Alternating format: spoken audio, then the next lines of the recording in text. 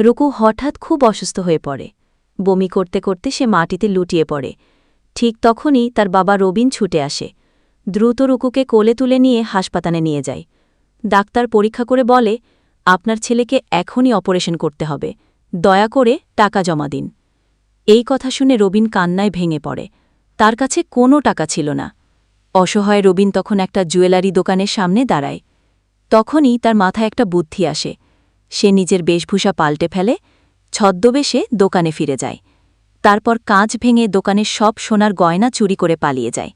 রবিন সেই গয়নাগুলো এক ধনী লোকের কাছে বিক্রি করে টাকা পায়, আর সেই সব টাকা নিয়ে সে ছুটে যায় হাসপাতালে। রবিন সেই টাকাগুলো ডাক্তারের হাতে দিয়ে দিল। তারপর ডাক্তার রুকুকে অপারেশন করে সুস্থ করে দিলেন।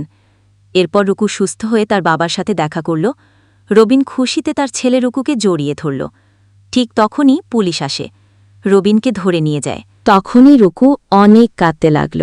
এরপর রুকু তার বাবার সাথে দেখা করতে গেল জেলে। সেখানে দুজনই কান্না করতে থাকে। গল্পটি ভালো লাগলে লাইক, কমেন্ট, সাবস্ক্রাইব করে বেল আইকনটি অন করে পাশে থাকবেন। ধন্যবাদ।